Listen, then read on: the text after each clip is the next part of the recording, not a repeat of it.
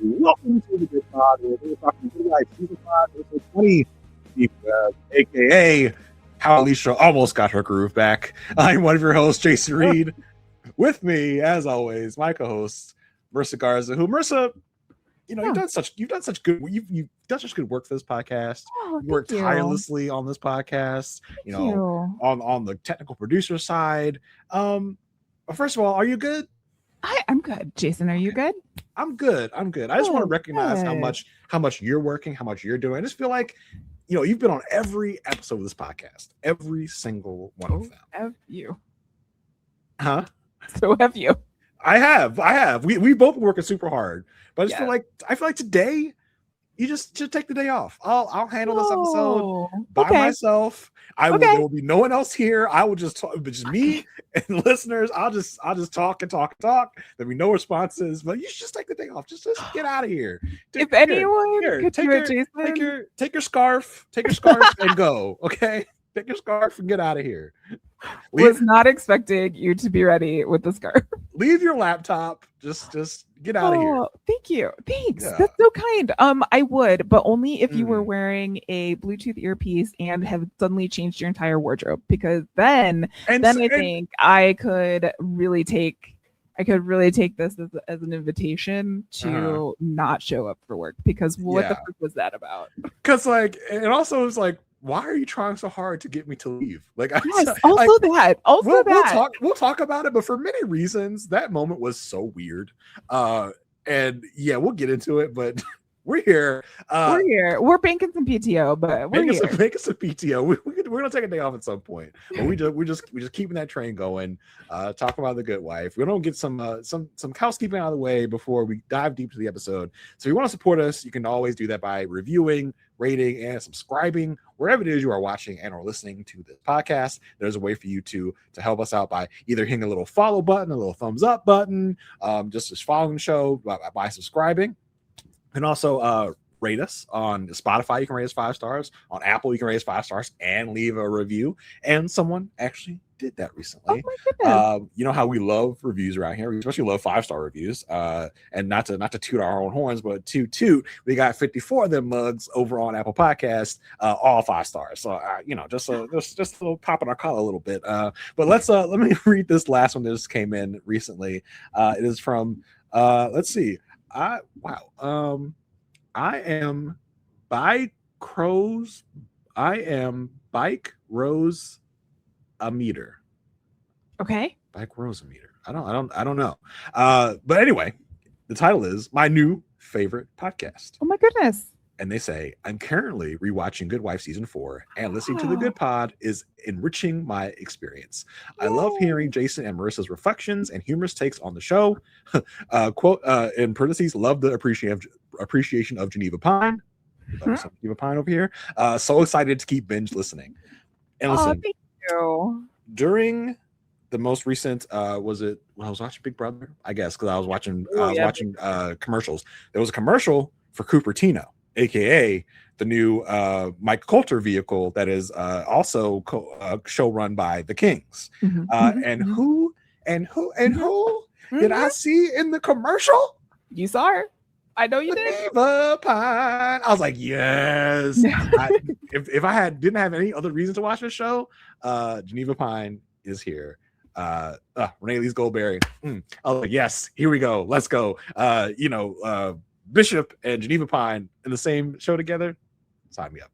Yeah, and Bishop on this side of the law. So who knows? And also, I am so interested to hear the takes on that show. So I am also hyped to see. Yes. Apparently being a Goliath, a David to the tech industry's Goliath in California is going to be an interesting premise that we're going to be looking at. Excited for that. Excited for this review that we just got. So thank you so much to that reviewer. We really, really appreciate those. Really, really gives us a pep on our step every time we get a new review that is very complimentary. So we love that. Thank you so much. You can also help us. Not help us, but if you want to just talk to us about the show, about our show, about the show The Good Wife, if you have any questions, any comments, you can always hit us up at thegoodpodfeedback@gmail.com. Send us email. If it's something that we can respond to right away, we will. If it's something that we'll address on our podcast, we'll do that as well. So you can always hit us up there. And if you want to help us out monetarily, you can always do that as well. Go to buymeacoffee.com/goodpod and donate any sum of money that you wish. We greatly, greatly appreciate it. It helps us run this podcast because it is not free. So we appreciate you so very much for that. All right. So this episode finally has like 3 separate points within it, 3 different storylines. Will is still dead. We are still dealing with that, but it's not the central focus of our Don't worry, buddy. Will is still dead. Still dead. He's not Will been life yet. Yeah, we have not jumped the shark that much in the fact that we are bringing Will back from the dead. But let's start off with what's going on with Diane. She's got a case of the week. She's also got some stuff going on with Lewis Canning and David Lee. So Finn, current not Secretary of State, oh my goodness, state's attorney candidate Finn Pollard is waiting at Lockhart Gardner for Diane to show up. She gets off the elevator and is like, hey, what are you doing here? And he's like, oh, I'm here for the Pollard questioning. And she's like, the what? The what now? The how? The what?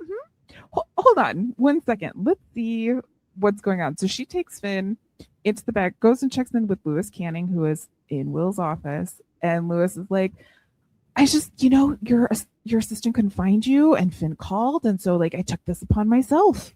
To be nice and do something nice for you. I am just being a good partner, Diane. You're welcome. Yeah. It was interesting for Diane and Finn to meet, right? And it was interesting to me that there was no real talk of Will until a little later. There was no real talk of hey, you were the last person to see my best friend alive.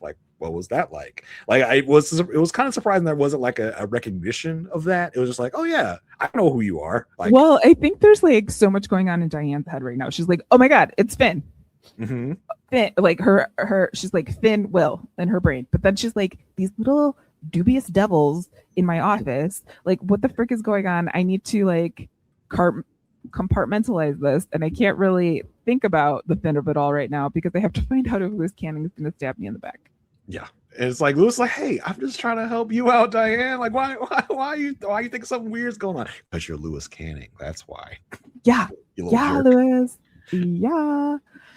So, Lyle Pollard, who we have seen before, he arrives. And by the way, I will have me say to you that the show that he is most famous for, in my mind, Sisters, the pride and joy of Winnetka, Illinois, is being talked about on Threads.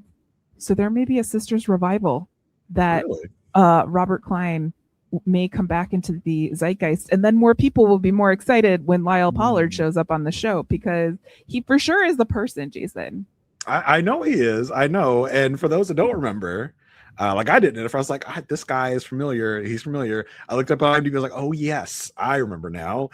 When he was on the show before, Marissa shamed me for not knowing who Robert Klein was, not including him in our guest star, spotlight of the week. I was okay. And I was what, but where was he in the show? And I looked it up. I was well, okay, what episode was he in as well as this one? I was I read the episode. I was okay.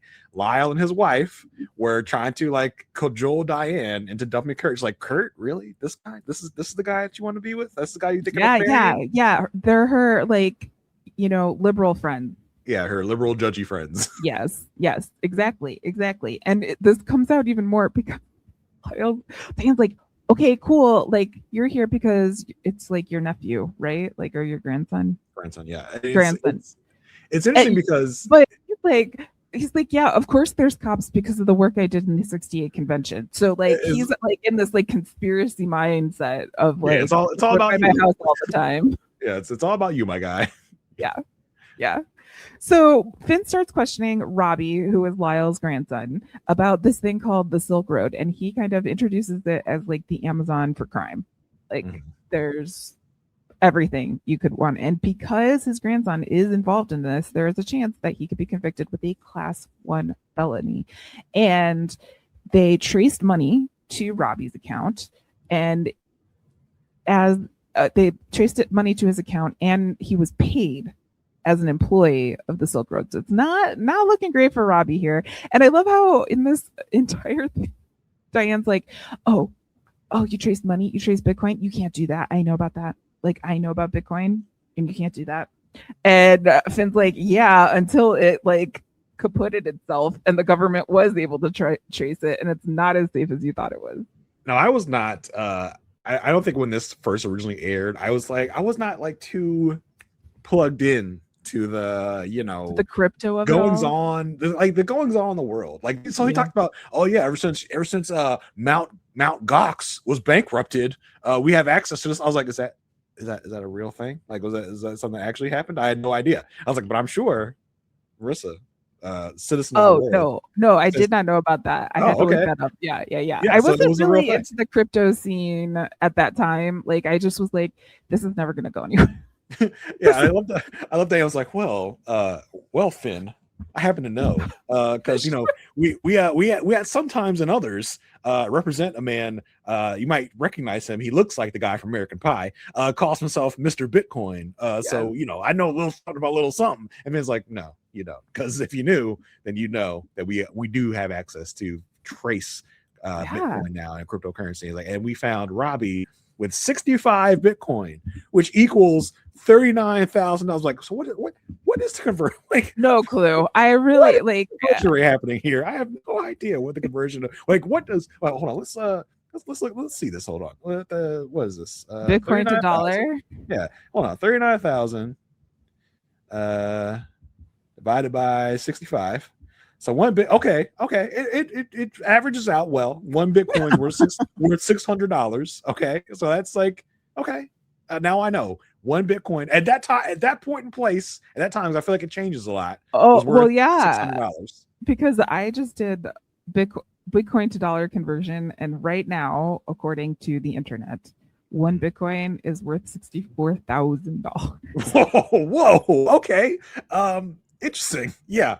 So listen, after what they told you about Bitcoin going down in value from the value it was in 2014 to what it is now has skyrocketed, apparently. You can imagine it would probably go down after something like the government being able to trace where it goes, right? Like, yes. Now like there's a lot more infrastructure under Bitcoin, more regulation now. Yeah. Yes.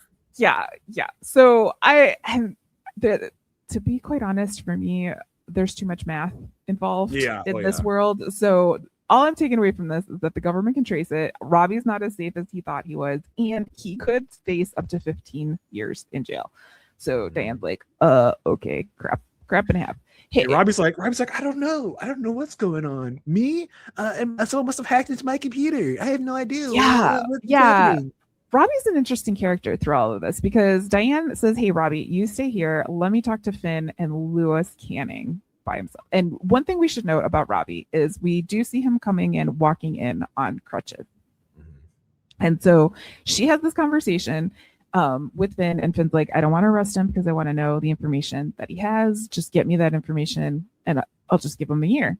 So Finn brings up the fact that this is like Diane brings up the fact that this is like an optics game, because Robbie has cerebral palsy, which we didn't really know. Like, he didn't divulge or say anything, but this is something that she knows. And she's like, oh, isn't it interesting that this questioning is happening here and not at the courthouse or not at the police or the police department? And isn't it also interesting that Lewis Canning is here as well? And Lewis, why don't you come in and tell us about your condition? Like, she's really trying to like put this together. And Lewis is like, and also, isn't it weird that you're like running for state's attorney and this would be like really, really weird? And Diane's like, yeah. And speaking of that, the last prosecution that you did resulted in the death of an attorney. And Finn's like, okay, like this is a lot of mess, but I got to tell you, I have a witness. And so Diane's like, oh, crap. He tries to like stop everything in his tracks. Like, okay, enough on me, like enough piling on me. Yeah. You got to focus on the fact that I have witnesses that says that Robbie works for Silk Road. Okay, so how about you do that? But I loved Diane being like, listen, I got Lewis Canning here. I might as well make this work for me, like at least a little bit. Yeah. So Lewis, come on in and do your shtick, do your thing. It might as well benefit me for once. You know. And listen, Lewis, felt like the difference in the delivery for Lewis Canning. He's like, I have tachycardia. I forget. I don't want to say it incorrectly because it is a real thing. Yeah. But he like says the name of his condition, and he's not as like, I don't know, Lewis Canning about it. Well, because I mean, it's not. It wasn't really his choice. He's being brought in by Diane. He's like, okay, it's not as performative because I didn't come up with it, but okay, I see where you're going, Diane. He does play ball. He's like, hey, I got this, and you don't want to be seen harassing someone with a disability, do you? Like that's not going to be good for you. And they both kind of call out Finn for like, if this was anybody else, drag his ass down to the police station and done your questioning there.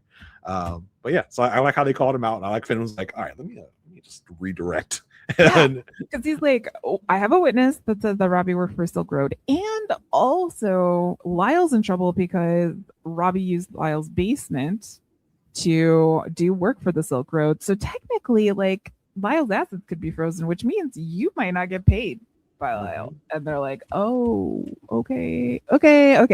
So Diane goes to talk to Robbie, and Lyle in this point, Lyle's like helicopter grandparenting here. He is very concerned. He's jumping in as Robbie's being questioned.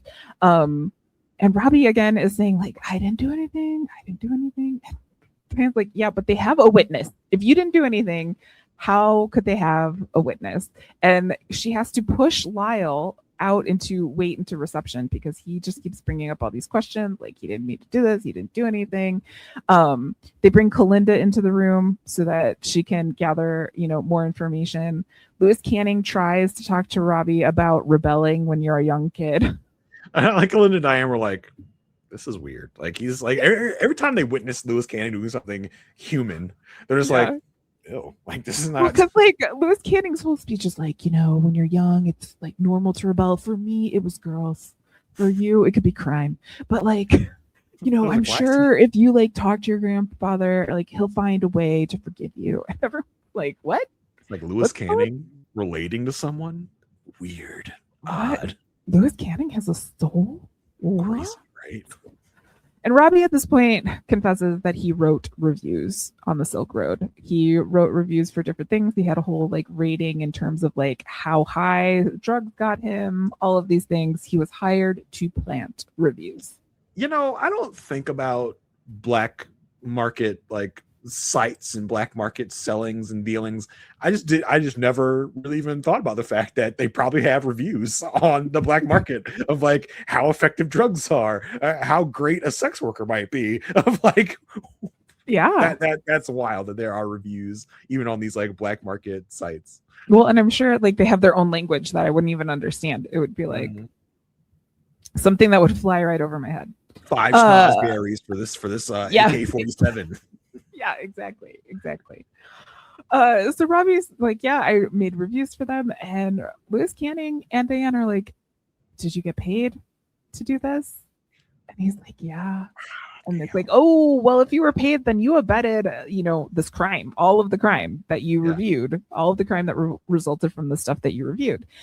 And then Robbie's like, I did it. There was this girl. Okay, all right. So yeah, maybe there was some stuff going on.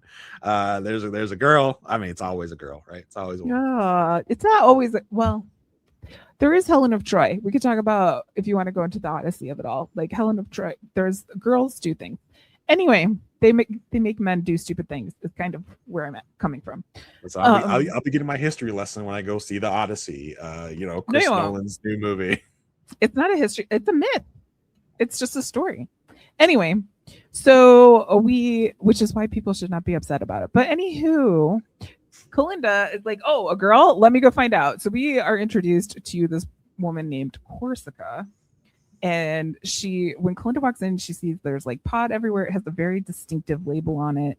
And Corsica's like, I didn't say anything. And Kalinda's like, yeah, no, you totally told the cops stuff. I just need to know like what you told them.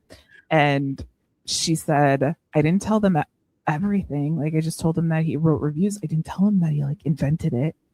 Kalinda's like, well, in Corsica is very easy to see how Corsica got like, hemmed up by the police. Cause like Kalinda she just opens the door for Kalinda. She's like, hey, what's up? I got all these drugs. What do you want? Like Yeah. She's like, oh, someone's here. It's like someone's here to like buy DVDs out of my basement. Yeah, I'm not gonna figure out what they want, who they are, what they're doing. I just assume they're here to buy my drugs. So hey, yeah, I got them all out here on the open. What do you need? What do you want? So it's very easy to see how Corsica got involved with the police. Yes. Yeah. Robbie confesses that he said all of this to like he said that he invented the Silk Road to impress Corsica. Like it's not real. And Corsica is saying, well, I was worried because he said he invented this thing that Robbie had the power to like hurt me. And the fact Robbie told her that he had like 64 Bitcoin in Iceland or something hanging out in Iceland. And Diane's like, okay, like we have to give the ASA something to use. Like we have to pick something. And he talks about going into his email to find information. And as he does that, he uses voice detection software to access his email. Well, he goes on to like he shows him how he gets to Silk Road. He talks about the thing that if you've watched these shows and heard about the dark web, you've heard of Tor, which is the thing that all the black market users use to get onto the dark web, the black market, what you want to call it. It's like he shows them how he uses his Tor encryption to get to the black market, and he shows them Silk Road. It's just like, all right, here's all the bad stuff. Here's Silk Road. Here's how I get on there. So we got to find something for like Robbie to give so that he doesn't get in trouble. So I guess they're going to start working on that. Yes. Yeah. Meanwhile, Diane goes back into her office and there's like a bouquet of flowers. And I was like, oh my God, is it Kurt? Did Kurt finally have something to say about the fact that Will died? And did we finally see anything about those two together? No, we haven't. It was flowers from a client named Roger Lux. Diane is very confused. She's like, oh, she calls Roger and says, oh, thank you so much for these flowers. And Roger's like, oh my God, Diane, you did such great work. Like, thank you so much. And she's like, what work did I do? I mean, it's that hard thing, right? It's like I don't want to let him know that I don't know what the hell he's talking about. She's like, oh yeah, all the work I did, just to refresh memories. What is this work? And when did you ask me for this? Yeah, and he's like, this business plan, your friend David helped me with this. Like David Lee got this. And he's like, oh, okay, thanks, bye. Like she hangs up on Roger Lee, calls Kalinda in, and fires her assistant, all in like the same scene. Well, yeah, because you find out that Pauline, Diane's assistant, and of course got this call and is the one that passed it on to David Lee. And so Diane is on a spree of just like fire people because she fired that girl that was crying about Will on the Will death episode. She's just out and out fires, but it's like, Pauline, get the hell out of here. Like, yeah, I wonder how many assistants Diane has gone through over the years. Kalinda walks into Diane's office and is like, hey, so yeah, there's like an email signature. We found an email signature that has the phrase prepare to be amazed on it. Diane's like, yeah. Okay, cool, fine. Like, we're going to go do that. But also, remember how you said you'd help me if I needed your help? And she's like, yeah. And Diane says, well, can you help me see what David Lee and Lewis are up to? Because of this whole going through the assistant intermediary thing. She's already questioning why Finn is doing the questioning of Robbie here. And then also she's now got this Robert Lux situation. So something seems to be up. She wants to know if there's moves going on. And Kalinda stops and says to Diane, you seem different. And she says, I feel different. I feel like I'm channeling Will's ghost. And then Kalinda says, take care of him. It was weird. Like, I get what they're trying to say, but it was oddly written. It was, and I don't feel like Diane's really doing anything that different than what Diane has done before. Like, no. I feel like this is what Diane would have done this to Will if Will was still here, if Will was making these moves. In fact, this is like the 5th or 6th conversation like this that Diane has had with Kalinda over the term of the series. Like, even before Will died, Diane has been like, I need to figure out what's going on against me, Kalinda. You need to figure it out. And I just feel like there should have been something demonstratively different that Diane does to make it, this feels like Will. Because I've always kind of felt like Diane and Will were kindred spirits, right? They're both they both can get cutthroat when need be. They both are, kind of have been out for themselves at certain points. and it felt rather forced to me to just be like she should have thrown a baseball or something. Something like if you feel different. I was like, no, she doesn't. Like this feels to me the same Diane we've seen for the last 5 seasons. So it felt like a little too like trying to force a square peg into a round hole to be like, oh, Diane's like Will now. Like, no, she's not. She's still the same to me.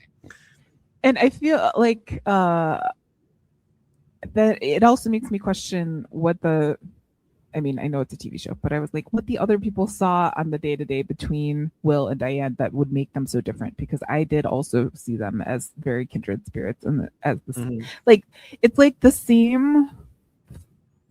It's like chocolate, but they were different types of chocolate. Yeah.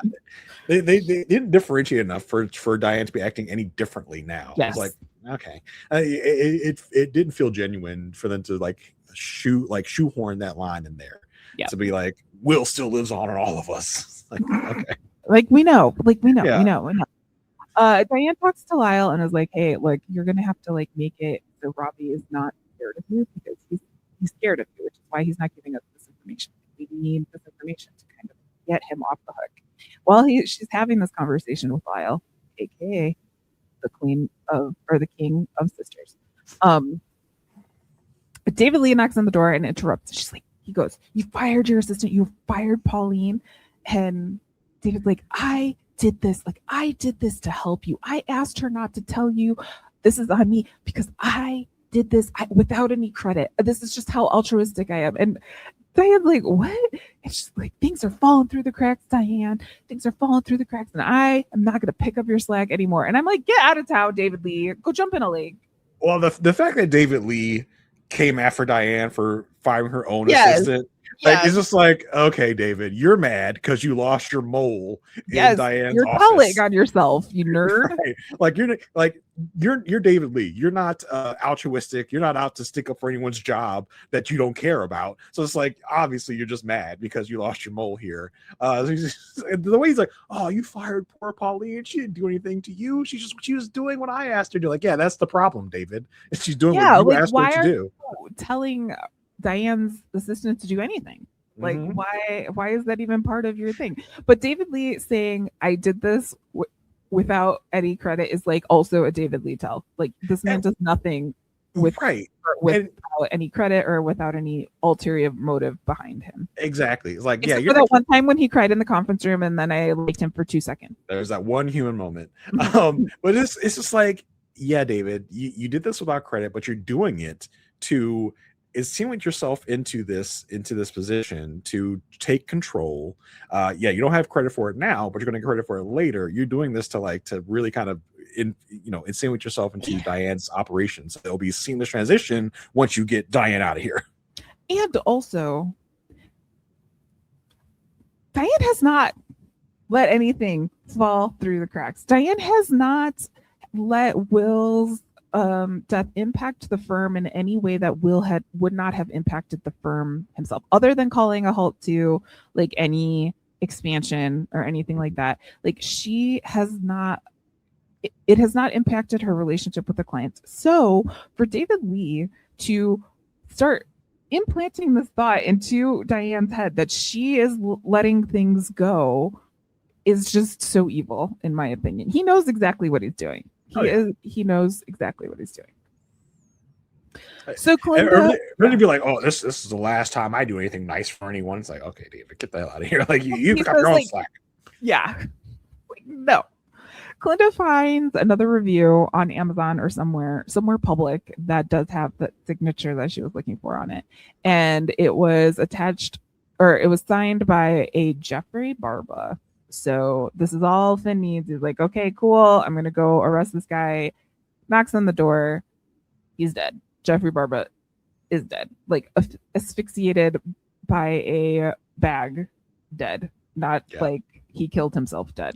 That was quite interesting. I was like, oh, cool. But it always freaks me out a little bit when I see, like, especially on TV, obviously, when DAs like go to arrest people. I was like, I always forget, like, as a part of the DA like thing, that they have legal capability to arrest people. I was like, we almost never see them in that capacity. So seeing Finn in that capacity, I was like, oh, that's interesting and different. It switched. Well, it switched to like NYPD Blue or Law and Order at that point, like one of those homicide life on the street. So Kalinda arrives at the crime scene. I do love how like Finn is just standing there drinking his coffee. He's very like nonchalant about this whole thing, and then he's like, a dead body. Kalinda, why do people let you come to crime scenes? It's just like, I don't know. Cops like me. Because I'm Kalinda, duh. I'm Kalinda. She is looking around the room. She does notice the pot label from Corsica, so she's like, oh. And she goes back to Lockhart Gardner and tells Robbie, like, hey, they're not going to honor this deal that you have now that Jeffrey Barba is dead. You need to give us something. Like, you need to give us something to either help the police or you're going to go to jail. And then Robbie's like, okay, well, I set up a cloud for her computer. Like, yeah. Okay. Because like either Corsica is setting you up, or you actually do run Silk Road. Like she's like, that's what the cops think right now. So you need to give us something to point the finger at someone else, like Corsica. He's like, I do have access to all of Corsica's stuff via the cloud. So let's try that. Yeah. So Finn tells Corsica that Barba is dead, and she's like, it was Robbie, it wasn't me. Finn is like, well, how come these pot labels were at the scene, and also there were photos of Barba in your cloud account, like him being dead, like yes, his dead body. Dead Barba. We're in your cloud. Yeah, she's like, it was Robbie. Finn goes back over to Lockhart Gardner, tells Robbie that Corsica's thing is all him. And it's really easy to say that he had access to her cloud account because he set it up. So he could have totally planted these photos. Diane's like, okay, well, like, what are we doing here? Like, what are you going to arrest him or not? And Finn says, I'm not going to arrest him, but I will need his help to testify against Corsica. And in my mind, I'm like, why? There's really not a lot of evidence on the Corsica side in my mind. There's like enough ways to prove that Robbie was more involved than he was. So I don't know if this is like a privilege thing happening because of like Lyle's status in the like legal world or whatever. But I thought it was kind of like lazy. I mean, well, the evidence is there, right? The evidence, the pictures of dead Barba in her cloud are very telling. Because I mean, listen, no one else would have those pictures, right? And yeah, but like, you can't make the argument that Corsica's lawyers are going to be like, and just 2 days ago, Robbie offered to create a cloud for Corsica. And, you know, like, I just don't think there's enough to really like stand on. I was surprised by Finn in this because I would have said, well, I'm going to arrest him too. And then you two can battle it out for like the truth in this way. Diane calls at this point. She's like, okay. She calls Diane and Lewis Canning David and Lewis Canning into her office and is like, you need to stop courting my clients. And they're like, wait, what? What, us? Like, we're not doing that. And Kalinda mentions like, yeah, you two have met outside of work 8 separate occasions. And David Lee is like, we like each other. We're buds. Diane's like, you don't like anyone. Like, I'm not taking this at all. And Lewis calls Diane Alicia in this whole thing, which I thought was weird. I was just like, okay, I don't know what you're trying to do there. Like, it was weird. And the excuse they come up with here is that they are estate planning. And Diane's like, what are you two getting married?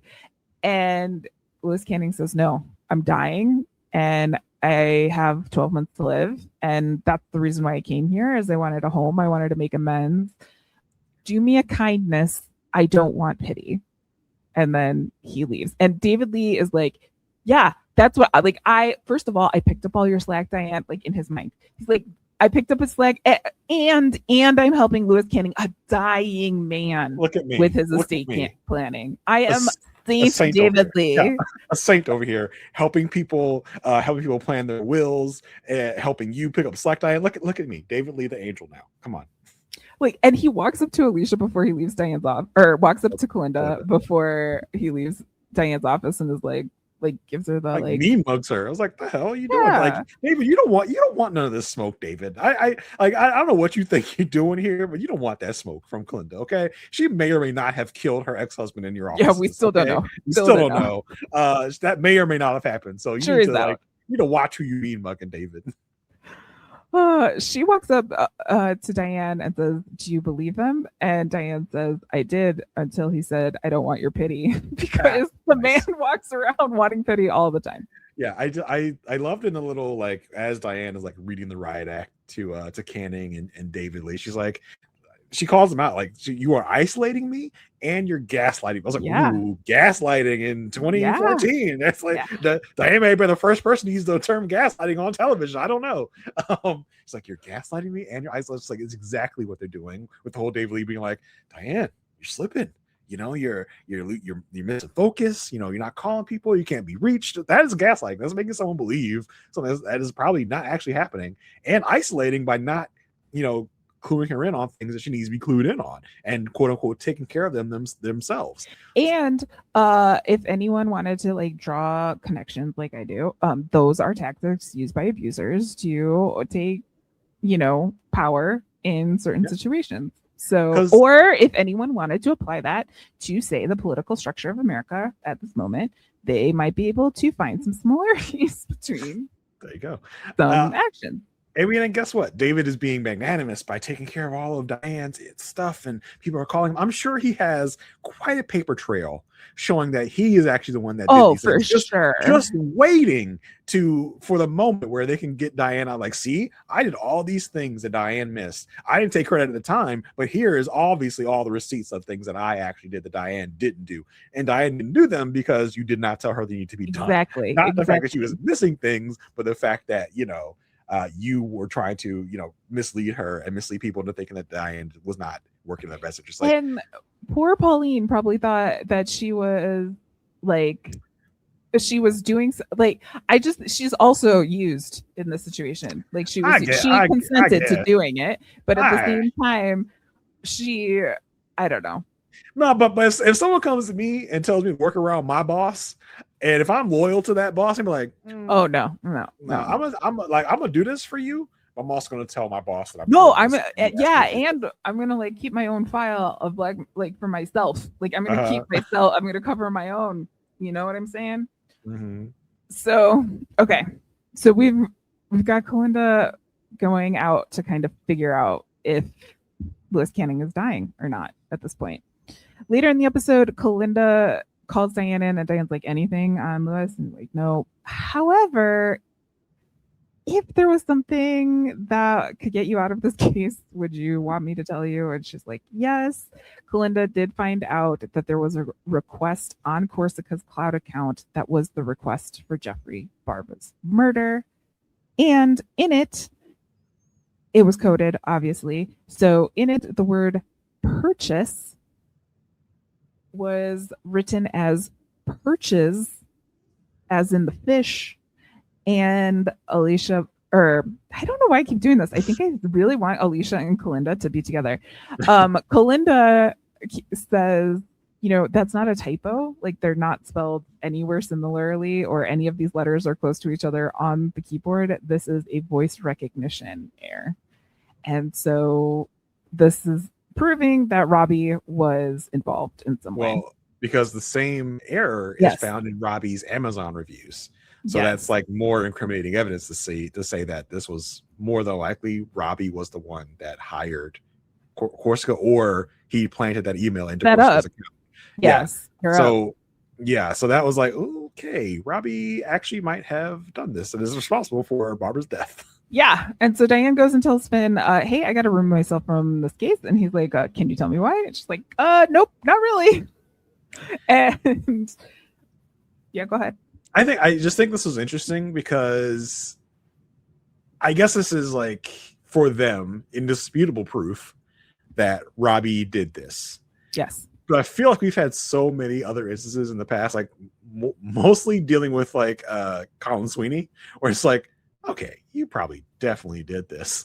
But I don't think they've ever had like indisputable proof that he did this, so they cannot ignore. Exactly. So I guess this was where you draw the line to be like, yes. No, this for us is indisputable. Like, I think they could have talked the way around this to be like, well, listen, Robbie's not the only person that's ever used voice recognition software. It could have been him, and it could have not been him. Yes. I think like, well, I don't know. I guess the same argument could be made about Colin Sweeney. Robbie was not very like forthcoming or confidence building or anything like that. I think Colin Sweeney can also be not very forthcoming, but he does so with more confidence. Yes. I just think it's interesting to see them draw the line here. Yeah. Where I feel like in other instances, we've seen them kind of convince themselves.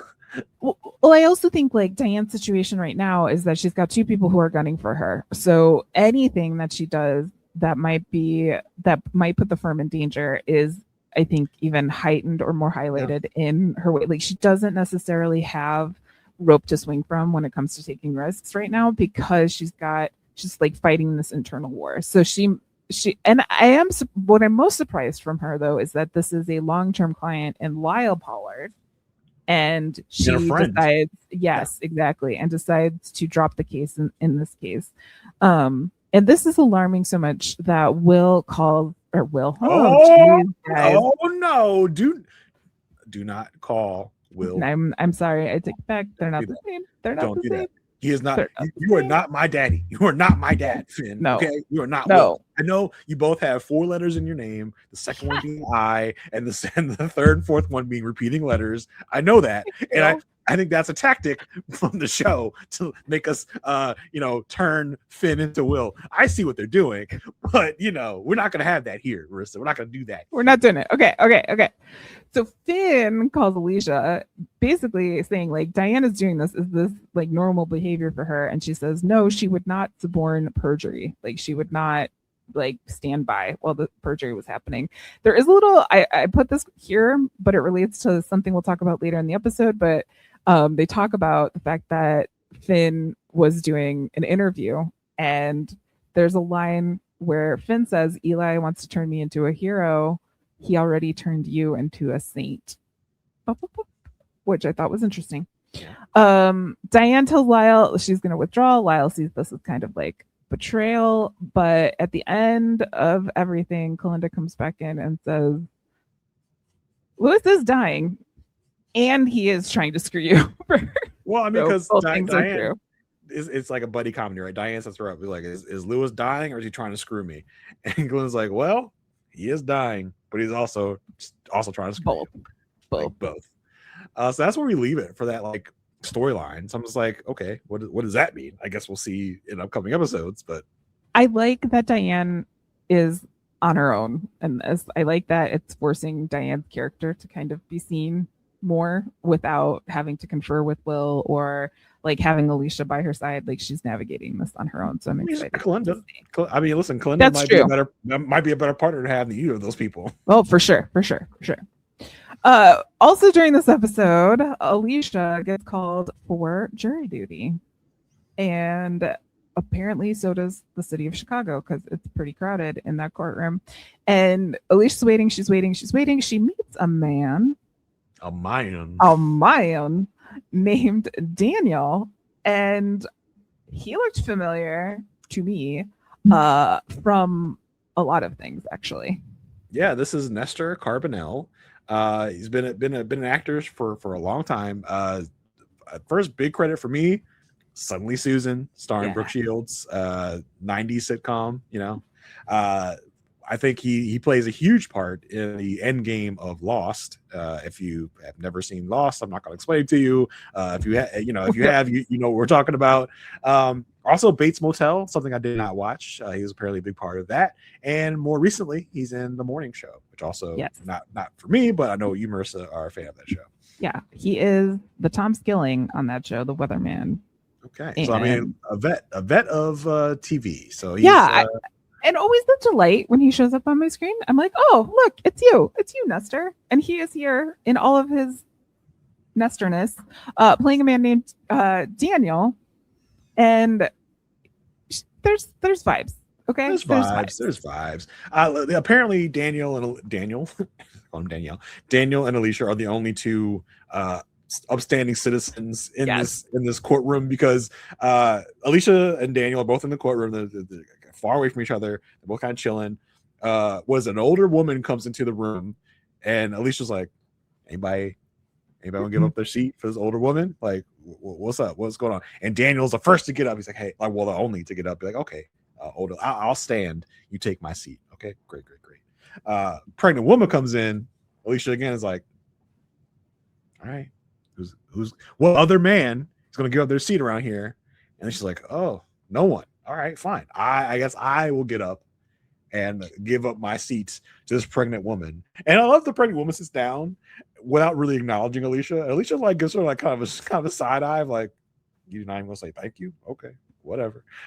Cool. And so like, Daniel and Alicia are like the only two people standing up in this jury room, like, because they're the only two people that gave up their seats. Well, logistically, Alicia was sitting like two people in, and those people didn't scoot over for the pregnant lady either.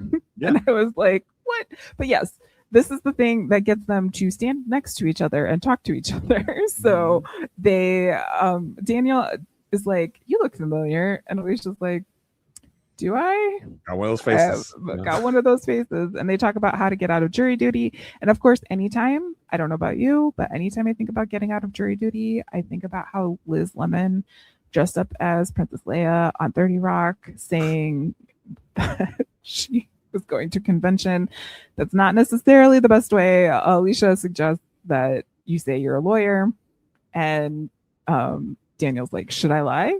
Is that something I do? Turns out Dan designs batteries, so he's not, or he says he designs batteries at least. Yeah, I mean, she goes, yeah, you can tell me you're a lawyer. He's like, ew, gross, lawyers. She's like, that experience. He does say that his ex was a lawyer. So yes. I was like, do we know them? That's what I was wondering. But spoiler alert, this will be the one and only time we see Daniel in the series. So I was like, oh, okay. I thought maybe we would this would be some kind of ongoing thing. We would figure out who Daniel's ex is. Is it Patty Nyholm? Is it Elizabeth Tassioni? Is it what if it's what's her face? Meryl Streep's daughter. Oh, we haven't seen her. We haven't seen her this. We didn't see her this season, did we? Shoot. What's her name? What's her character's name? Nancy Crozier. Yeah. Nancy Crozier. Yeah. Yeah. So I was like, oh, this is open up a whole thing. It's like, no, this is the only time he's gonna be on the show. So we're not gonna do that. Okay, cool. Fine. Yeah. So when asked, like, what do you do? Is like, they're doing what do they call this? Voir dire. Yes. And he says he makes batteries. There's no objections to Dan being on any jury at any time. He tries. He's like, listen, I've got friends that are lawyers, so I don't know if I can be impartial. Like, okay, yeah, whatever. You're on the jury. Yeah, you're there. Next. The next person called is Alicia. They're like, oh, Mrs. Florrick. Oh, First Lady of Illinois. Oh, and you also, can be excused. It's like also a lawyer. And bye. Bye. See ya. I mean, listen, everybody knew this was going to happen because Alicia's like, I'm Alicia. I can't be asked to do my civic duty, even though I am a wife of a governor. But whatever. Cool. Okay. Yes, but also, can we talk about the fact, like, when she leaves, I don't know. I think the jury box has two exits, one on one side and one on the other. I could be wrong, but she for sure made sure she walked right in front of Dan with her little, like what you see, a little shimmy shammy. Like what you see, like what you see, Daniel. Excuse me. I'm gonna put my butt in your face. Excuse me. But now I have never had the I don't know if I would call it a fortune or misfortune to be on a jury. I know, no, I really want to be on a jury. I think it'd be kind of fun. But knowing my luck, I would get on like the worst, most boring case ever. I'd be like, oh, this is boring. I'd care for what you wish for. Like that's like my lot in life, to be like, I really want to do this thing, and then I do it. I'm like, oh, this was not at all what I thought it was going to be, except for podcasting. I was like, I want a podcast, and it's been good. It's been fun. But everything else in my life, like, I want to do that thing. I do that thing. I was like, oh, this is not this is not the move. This is not what I should have done. So I feel like jury duty would definitely do that. I'm nosy, I'm messy. I want to know what's going on. I want to hear all the details of the case and make some judgments and decisions. But then my luck would be like the most like boring case ever. Yeah, no, I love there's an episode of Schitt's Creek where someone really, really tries to get on a jury. And I'm like, yes, that would be my play. Mm-hmm. But yes, Alicia shimmies on by. Excuse me. Please don't mind my butt. Excuse me. Then she calls Cary and she's like, okay, I'm out of jury duty. I'm coming in. And I just need to, before we talk about what Cary says, need to talk about the appearance of Cary. It's like Cary went to some sort of New York brokers sort of clothing convention. I don't know. Like I'm like, who are you? I don't know who you are. He's got a Bluetooth earbud in, which we've never seen. It's very David Lee. And then he's wearing like a pink shirt with white stripes on it, which again, I'm not against the pink. It just doesn't fit Cary. Like it just did not look like Cary. I was expecting to be like, sell, buy. Yeah, stock market or something. And so, yeah, it was very odd. It felt like this was like plucked out from somewhere else and just dropped in here, because let's not forget, the last time we saw Cary and Alicia, things were not great. Yeah, like, no. You know, Cary had just found out that Alicia was trying to do a merger with LG behind his back, and Cary's taking government contracts behind Alicia's back. Which is why I thought, like, if we had seen more of it in this episode, because what Cary's play here is like, don't come in, Alicia, don't worry, I got it. And he's moving and he's shaking things. So, like, I wonder if he is, like, strategically doing something behind the scenes. We don't see any of that in this episode, but I don't know why that would require him to act and look like this. However, like, it was just very distracting. The vibe was so off. The vibe was so weird, because he's like, Alicia, you know, you haven't had a day off in what, 5 years? Like, here am I. Like, it's my gift to you. And Alicia goes, Cary Agos, you're a good man. It was like, y'all were just fussing last episode. I don't know where this came from. I guess this was just like, this was a way for Alicia to be off for the day, but I was like, this feels weird. Sure. And it felt really aggressive from Cary to want her out of the office. So, and I was surprised there wasn't an element of that for Alicia to be suspicious of like why Cary wants her out of the office. So, or at least an overhearing little like breadcrumb for us as an audience to pick up. Like, we like hearing him say something to someone in the office without Alicia there, or something like, no, don't tell her that. Or, you know, like, did you firm up something with Chum Hum or something like that? Like, there's nothing here other than, I don't know, Cary watched Wolf of Wall Street over the weekend and was like really into it. Like, I don't know. But he does push very effectively Alicia into taking the day off. We do get the scene where Alicia can't work the TV because she's never watching the TV. And then she decides to call Zach. And I'm like, does Zach not have school? Like, what is Zach doing? Where is Zach? What is happening? Because he spends a good amount of time walking his mother and how to turn on the television in this house, and they have like 87 different remotes. And I love the like very primitive version of like Roku. Yes, like, it was so great. I was like, the UX design of this time. Yeah, it's just like very nondescript, very plain. You know, you turn on your whatever you got, Fire Stick, Roku. There's like ads akimbo all over your Roku and your Amazon. Yeah, but this is literally just a screen with tiles. Like, that was it. Yeah. Oh, I was like wondering if that was. Yeah, it may have been on Apple TV, like the first Apple TV. Maybe. Yeah, because before they figured out how to advertise on those like services. Yeah, very clean situation. We got some buffering happening, so it was like a throwback to like having to that time of like internet TV, which we are now coming to you live from a time where they are talking about Netflix instituting always on channels, aka cable television. So the circle has gone all the way through. But yes, Alicia tries to watch TV. She says this isn't working. She goes back to the office. Cary again very aggressively greets her at the elevator and is like, no, you're not coming in. And she's like, I need my scarf and my laptop. And he directs someone to just bring her scarf and not the laptop. Yeah, but again, it's like, what are you doing in there, Cary? Like, he's literally like literally at the elevator, like as if it's something he does not want her to see going on behind him. Like, hey, like, you know, you see, like, are you throwing a party in there, Cary? Something, right? Like, it's just like this. I mean, I know it's a weekly TV show, and I know I can just like watch the next one, but like, it's just weird. It's still just weird. Yeah, but it doesn't feel like something like it does, because I feel like if it was something he was doing something nefarious, we would have gotten those hints. Yeah, I just think it's out of character for where they are in their relationship right now. Yeah, and it just felt like a way to like, we need to get Alicia out of work somehow. We'll just have Cary be a cool co-owner and let her not be in the place. But it was so aggressive. He's like, "What do you want? What? Like, you're not allowed to come to the office. I'm doing some stuff. Yeah, why?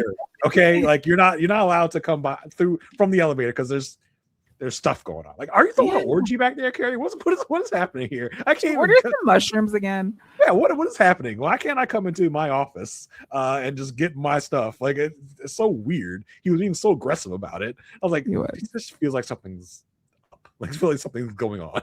Yes. Well, she's like, okay, well, I'm not gonna go back to work. She gets a call from her mom. I forget her mom. Like, I was like, Dr. Channing. I want Veronica. I want to call her Abby because of the West Wing. She gets a call from Veronica in the elevator and is like, no, Mom, no, I'm not gonna be able to make lunch. And then she's like, okay, fine. I guess I'll go to lunch with you. And then at the end, after she hangs up the call, she's like, wow, I must be really bored. So they meet up for lunch. Veronica is like genuinely concerned because this is the first time she's seen Alicia post Will's death. And it's just like, I'm so sorry that you're going to have to go through this. And she's, talking about the fact that she has also lived through the love of her life dying, aka Alicia's father. Like talking about like how it's weird that he's still there when he's not really there, but you can still talk to Will. He'll answer like sometimes in the middle of the day. And Alicia says working just seems pointless. And they're like actually like having a really great conversation. And then Logan, aka Veronica's new boyfriend, bombs in on the lunch. And Alicia's like, I can't, I'm out. See ya, bye. We were having a moment. It was so good. Which the moment of Alicia here is so interesting because, I mean, no, I don't want to say that it doesn't track. I think it does. How did you like? Alicia has these moments every now and then where she's like, I don't know if I want to be a lawyer anymore, Mom. Like, yeah. Like, I guess, like, I don't feel like it's consistent enough for me to be like, Alicia is always feeling this way. Like, no. I think what the root of everything is revealed later in their conversation. Like, I think that's what, but she uses the lawyer thing as the framing for like blowing up her life. She's like, if I don't know, like she says, I don't know if I want to be a lawyer anymore or working just seems pointless. But what she's really saying is my life sucks right now and I can't do it anymore. Yeah, I see that. And Logan, who, again, spoiler alert, the only time we see this man in this. I was wondering. Series, I was like, why? Because I thought we were setting up like a Veronica, like in the future for Veronica and Logan to be a thing. But no, it's the only episode of this show. This man, aka Murray Bartlett, will be in. Murray Bartlett, I saw his name on the IMDb. It's like, that name sounds very familiar. And I was like, oh, okay. Yeah. Murray Bartlett had like a moment about 2 or 3 years ago. Yes. So Murray Bartlett, I have 3 credits to his name. Yeah. White Lotus, which I don't watch. Did you watch White Lotus? I did. He was in the first season of White Lotus. He played the concierge. He had a very he and Steven from Survivor have a lot in common with gastrointestinal distress. Yeah. Okay. And apparently he was nominated for an Emmy. I don't know if he won the Emmy for this or what. He was nominated for an Emmy for this role. Oh, yeah. Yeah. I don't think he won for this, but I know for Last of Us he did. Yeah. He was also in Last of Us, a very like famous episode of Last of Us, which is kind of like a one-off episode where it's kind of like details a gay relationship with this man, Murray Bartlett, and Nick Offerman. I was about to call him Ron. Nick Offerman, a gay kind of relationship in the midst of a zombie apocalypse, which was a very like poignant, very great episode of television. If you've never watched an episode of television and you don't even have to watch the rest of The Last of Us, just watch that episode and you'll get it and you'll really love that episode. It was a great episode. He was also in a show called Welcome to Chippendales, which kind of tells the true story of the origin of the male dance strip troupe, the Chippendales, which oddly enough, I watched and covered for post-show recaps back in the day. Oh, you did. I remember this. Yes, so I was like, this. His name sounded familiar. I didn't clock him at all because this is like very early, I guess. In like he's an Australian actor, so he was like he was in soaps and stuff. Like, yeah, I was gonna say he's very like he was. I saw that he was in 252 episodes of Guiding Light. Yeah, so he was a big deal, like in certain circles. But here, he was very, very young, very like new into the business, I guess. Well, and like you don't even see like you see his profile for like 2 seconds. Like you don't see him very, very much at all. Really, he could also. Like if there was ever a Hunter Biden biopic, he could play Hunter Biden. Yeah, there you go. It's very much a split second thing. Like you blink and you miss it. But then I was looking up, I was like, oh, like he's somebody. It's like I guess we could mention it, like the fact that he's like had this like blink and you miss a cameo on The Good Wife, and then he turned into be like, I don't know what he's doing more recently, but it's like he had quite a glow up. I guess that White Lotus really kind of propelled him into things and. Reason's like, okay, I don't know where he's at now, but he had several moments in the recent years. He was in that 9 Perfect Strangers, the second season of it as well. Okay. He played like a ventriloquist, or like he was like a creator of a children's show, but then like had a breakdown and was like, but he carried this puppet around with him this whole time. But yeah, I'm sure will be doing more things in the future, but I love it when actors that make it big show up in these little roles. It like kind of just like reminds me of like everyone starts in these small places. Yeah. But yes, so Logan bombs the lunch. Alicia yeets it out of there, and then she's like, I don't know what to do. Like I don't know where to go. She just like instinctively walks back to court and gets. Well, she went there to find Daniel. She was like, let me see what this guy Daniel's doing. Oh. That's what I think. She found Daniel, and it's like, hey, you want to? I got 90 minutes for lunch. You want to go have lunch?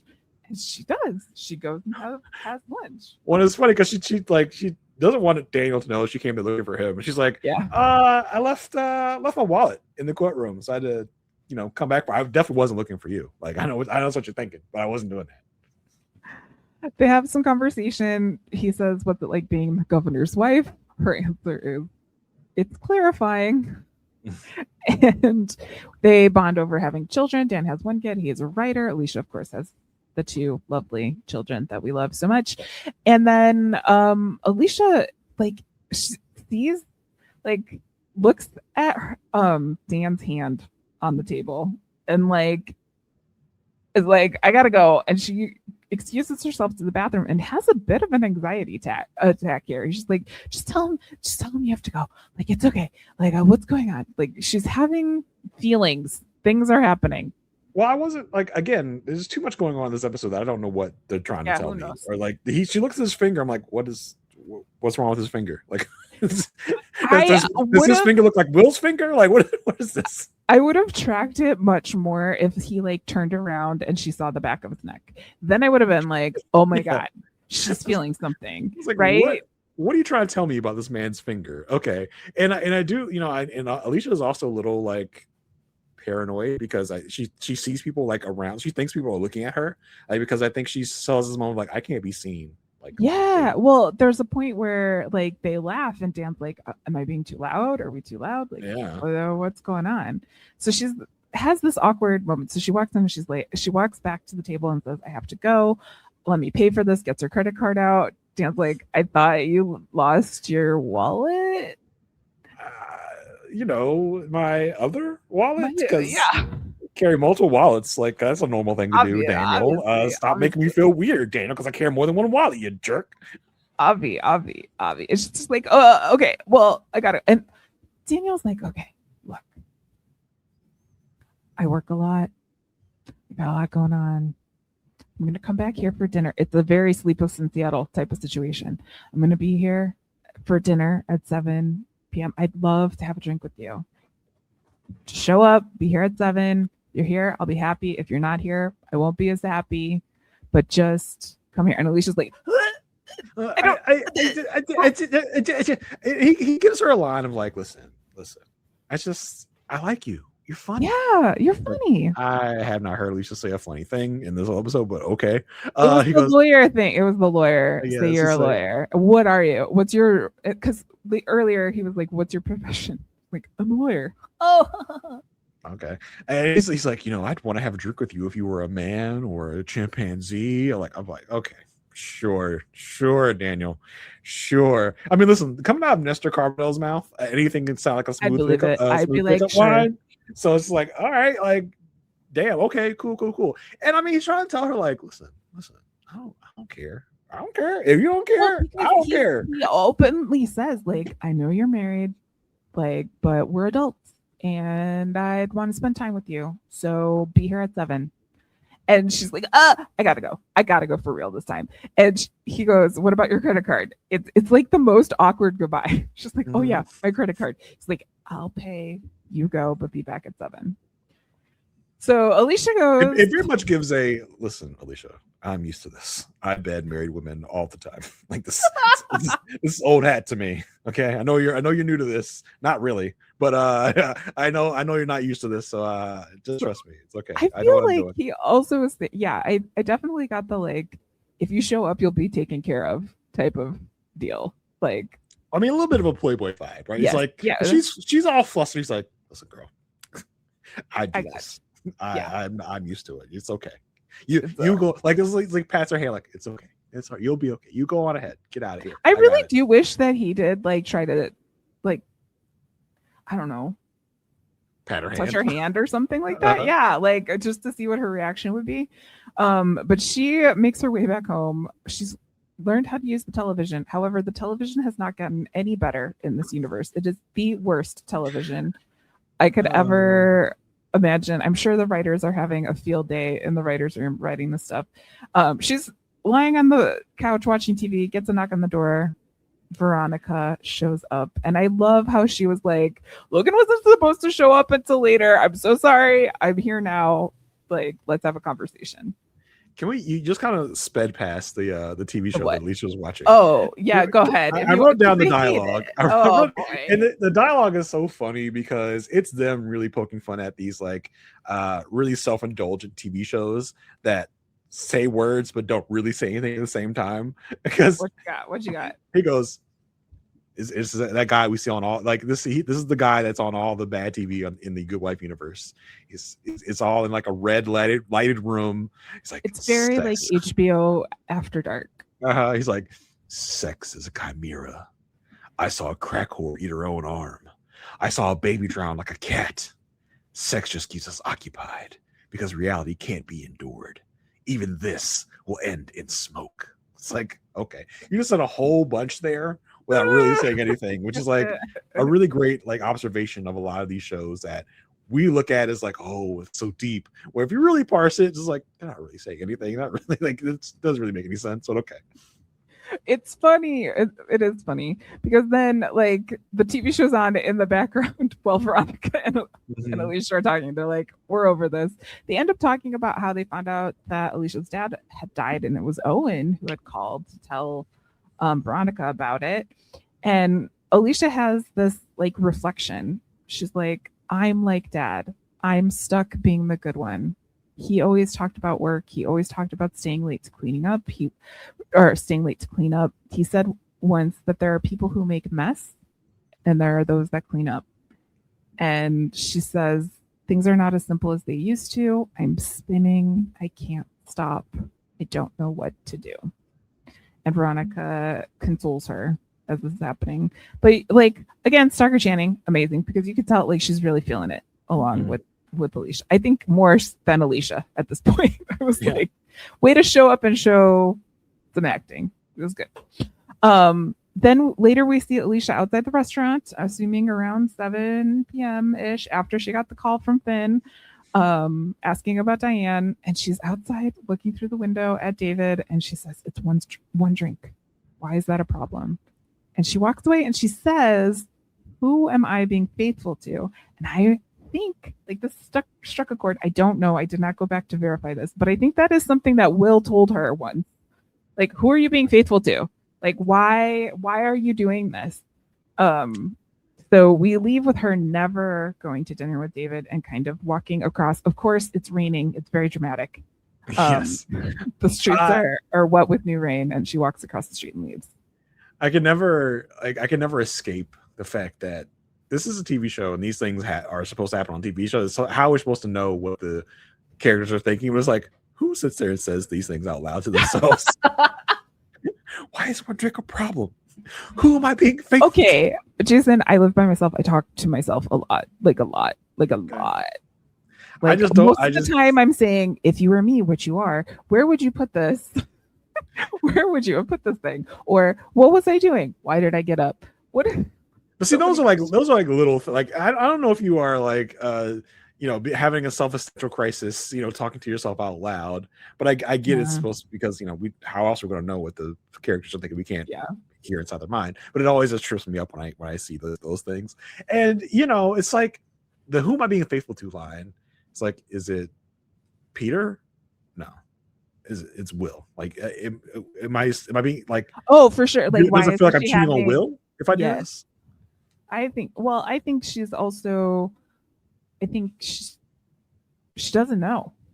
Like, she doesn't know who she's being faithful to, and I think she's never been faithful to herself, because as someone who has lived the good life, the life of always doing the right thing, the life of always doing what's expected of you, doing all of these things, showing up in that way, didn't really give me, at least, enough time to know who I am and what I want. But I was being faithful to this like idea of just show up and do this thing and life will unfold in front of you. Well, not so much. And so I think what she's saying is like where is this autopilot faithfulness coming to? Like, what am I being faithful to my dad by cleaning up, being the cleanup? Am I being faithful to Will and the idea of this love that I never said yes to? Am I being faithful to never saying yes to what I really want? Like, there's a lot of ways it could go. I think you're putting a lot into that. Is that surprising? Is that surprising? Not at all. Not at all. Okay, I love where you're going with it, but it's like I took it to mean is like, why am I being faithful to a dead man? Like, I can't. Oh, for sure. Yes, there's also, he's not coming back. Like, it's not as if he's gonna come back and we're gonna have a relationship. We weren't even in a relationship when he died. But it's just like the thought of her moving on, and it's funny because I don't think this is about Peter at all. I really don't. I think it's just no. Because Peter is, we have our arrangement. So it's like, even when Will was alive, they weren't together. She was with Peter, but now since Will has died, I think she's almost convinced herself that she was in a relationship with Will. Like, and everyone around her treats her as if she was in a relationship with Will, because it's like, Veronica is consoling her about like losing the person she loved. Basically, I'm like, I get it. Like, she relates Will to her dad. And Owen did the same thing the episode prior. So it's just funny how like everyone is convinced, and Alicia's convinced herself that she was in this like relationship with Will, which she wasn't. And it's funny for her to be asking that question of herself, like, who am I being faithful to? A man that's dead and will never come back, and I wasn't in a relationship to begin with. So I think it's also kind of like why is it so hard for me to jump into something new, to like, or to take a chance to be happy? Why can't I be happy? Why can't I move on? I do what I want to do. And I think she really did want to have dinner with, like, she got dressed, she went there, she had like the whole thing, she's there. She wants to take the leap, but something is just pulling her. And that something is Will. Is like pulling her back from it, to be like, well, maybe she needs to listen to Wind Beneath My Wings a couple more times to really like get it out of her system. The only other things that happened in this episode was the relationship between Eli and Finn. So Eli, again, interesting way to put it, the relationship. It is. I think it really is, because I think Eli is a little turned on by the fact that he has this opportunity to be a campaign manager. Well, I think this is definitely more of a situationship. Oh, for sure. Yeah. I mean, Eli is not breaking up with Peter. There's no at first he feels happening here, but at first he feels like this is like an obligation. But I think you're right. As Eli gets more into the like campaign managing of Finn, he's like, oh yeah, I'm feeling the juices again. Like I'm feeling the old feeling again. Eli starts off, he's very worried because Finn is losing, and he's like, he can't lose because Peter endorsed him, so we have to make this work. So he calls Finn and says, I set up a TV interview for you. It's like, come by my office at 2. Finn's like, who is this? Yeah. Like, what? And he's also like, you set the interviews at 6. He's like, yeah, but my prep starts at 2. So we see Eli prepping him for this interview, and it's like, why do you want to be state's attorney? Well, because Jimmy Castro is not a good man. Well, who the frick cares what a good man is? Like really just kind of playing the political analyst part here. He's like, I really care about what you can do for me as a citizen. He talks about like righting the wrongs of the department, and Eli's like, yeah, okay, tell me about being shot. Mm-hmm. And Finn says, like, I was in a courtroom, guy took out a gun, shot. It's like, yeah, but are you the hero of the story? Like, no, Will is the hero of the story. And so Eli kind of coaches Finn through how to make Finn sound like a hero without not sounding like a hero, and also explaining to him, like, people want to hear the horror of this. If people wanted clean cut, kind, and a haircut, that's what I would be coaching you on. But people don't want that. They want to hear the horror of the situation. I am here to establish you. And at this point, like, Eli, I would say, is like warmed up. Like, he's like, okay, this is okay. Then we cut to the interview, and I got to tell you, like, Eli is in the control room watching Finn do this thing. He's like, yeah, okay, go ahead, say it. Like, he's like, yeah. Oh my God. I literally wrote in my notes, like, Eli is creaming his jeans right now. Sure, he so is. He's just like, okay, say it. And I put in my notes, Eli is so turned on by this because Finn does a great job answering the questions. He does say that he was not the hero of the story. He was helping the hero of the story. He was trying to help Will, and passes that hurdle very well. But then the interviewer, which was that lady. Mm-hmm. You've seen her, Mandy Post, yes. I think is her name. Yeah, we've seen her a lot of times throughout the series. Yes, brings up the fact that Finn's sister, Leah, died by suicide and drug addiction. And Finn is not flustered by this at all. He says, because the interviewer also brings up the fact that, like, the family took a tough love approach and really didn't help her in her final days. And Finn says, well, anyone accustomed with drug addiction knows that the family does everything, including tough love, because you want to help. And ultimately, it wasn't up to us whether she lived or died. Yeah. And at this point, Eli's like, he was like, oh, I need a cigarette at this moment. Oh my God, this is the guy. Because Finn walks out of that and says, I should have told her to go to hell. And Eli's like, that's when you know you're a true politician. It's when you don't do that. So I have a feeling there's like at least a one-way situation. I don't think Finn wants to do this at all, but I know that he's doing it because he has to do it because of the situation. But Eli is back in his campaign manager bag, feeling all the highs, and really is going to help Finn kind of get over that. I don't even know if he's officially even Finn's campaign manager. He's just like, well, no one else is doing this, so I guess. Yeah, pretty much. Well, he calls and he's like, I need to talk to your campaign manager. It's like, the who? The what? The what now? I mean, because Finn was kind of forced into this. This was Alicia's harebrained scheme, and then Peter ran with it and did some things that that no one approved of, which is like classic Peter. It's just like, okay, I guess I'm doing this? ? Okay, so we're doing this. Yeah, so he's kind of like doing the least, and Eli's like, no, you have to do something because now I'm invested because Peter has invested himself, so we have to make sure this is a success. As he's going to begrudgingly drag Finn into the state's attorney's race and probably make him win to a job that he did not actually even want. I honestly don't remember where this ends up, where this goes. We'll do know he is going to have to leave for 1920s England at some point. Yes. Yes, and then at some point, Negan will take over. At some point. Yes. If you know, you know. Yes. So that's what we got. We got Diane kind of fighting for her life at the firm. Alicia dealing with the fact that she doesn't really know what to do. And also, I do want to say, like, Alicia, give yourself some time. Like, it's been like, what, 2-3 days since this happened? Well, not 2-3 days, but like maybe 2-3 weeks. Yeah, like, but it hasn't been a lot of time to kind of process everything that has happened in this moment. But she's trying to find her feet again. And then we've got Eli and Finn teaming up to take the state's attorney's office. Good old Feli. Good old Feli. So that's where we landed in episode 20. We've only got 2 episodes left of season 5, and then we are entering the penultimate endgame of this series. The end game. Jason. Yeah. What's going on? Well, I'll tell you, there's some fresh mess that I'm talking about. The season 20 of Married at First Sight just came out.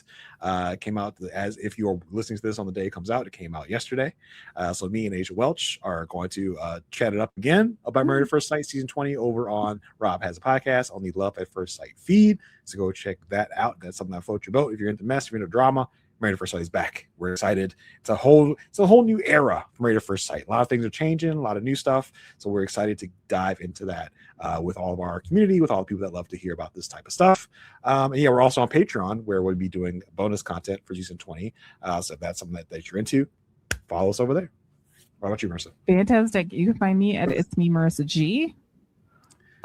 Posting and talking about stuff and things. And don't forget to follow us on the Good Pod over on Instagram. That's where we are on Instagram. We are working on getting content out there.